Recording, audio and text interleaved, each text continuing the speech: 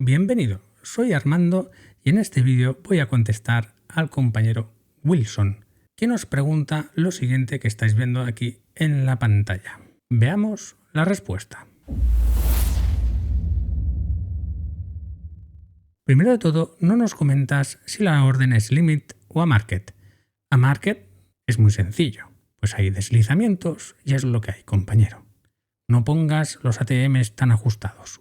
Ponlos más grandes o no los pongas, pero necesitas contrapartida. Y si es una opción limit, que pongamos que has puesto 3 contratos limit en el precio de 62, ha sucedido lo siguiente. El precio lo tenemos así, en compra en 62, y resulta ser que el precio real está en 63. Aquí no pasa nada, pero en el momento en que el precio vale 62 o menos, la orden se va a ejecutar. Pongamos que hace un salto por volatilidad y se nos coloca en 60. Al colocarse en 60, como siguiente punto de contrapartida de una cuenta real, porque te recuerdo que tú vas en una SIM, tú no eres contrapartida real, sino simplemente es una SIM con data real, y el precio puede saltar perfectamente sin ti, porque si no hay órdenes reales en ese punto, tú no te vas a ejecutar. Una vez el precio está en 60, tu orden tiene un peor precio. Vas en compra y le has dicho 62. Ergo, 60 es mejor precio y van a entrar tus órdenes. ¿A qué precio van a entrar tus órdenes?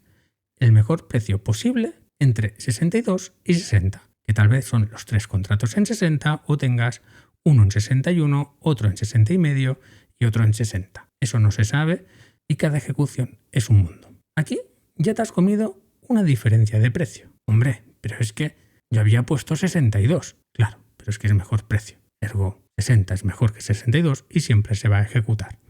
Así de sencillo. Una vez ya te han entrado las operaciones, ¿qué puede pasar? Pues por volatilidad, sin ningún tipo de problema, puede saltar a 55. Y en 55 ya son 5 puntos por 3 contratos, pues ya es una cantidad importante. Ahí nos comentas $362.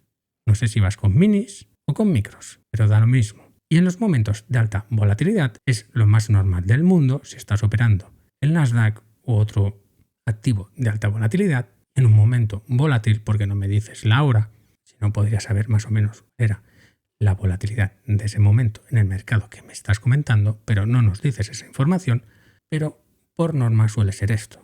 Momento volátil, uno se pone contento de que ¡wow! El precio tira para un lado, para el otro. La recomendación es no operes en momentos de alta volatilidad.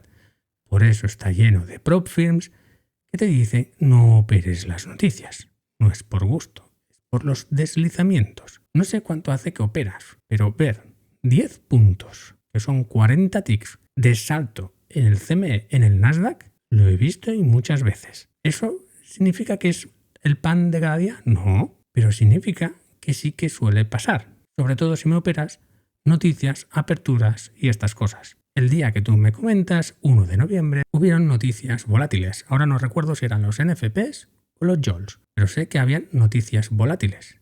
¿Operaste en ese momento? Y es que sí, pues te ha pasado lo que tenía que pasarte. Estas cosas en demo las aguantan. Estas cosas, cuando tú operas en backtesting, funcionan. Por eso, no soy amigo de los backtests. Los backtests no te dan la contrapartida adecuada en todo el rato en ningún instrumento. Hombre, pero es que la data... Que sí, que puede ser muy exacta. Pero exacta al 100%, no. Se puede acercar mucho, pero no al 100%. Ah, y por cierto, si no lo sabes, para mí un buen backtest necesita de 20 años de data, no 3 mesecitos. Saludos desde el stream del caos.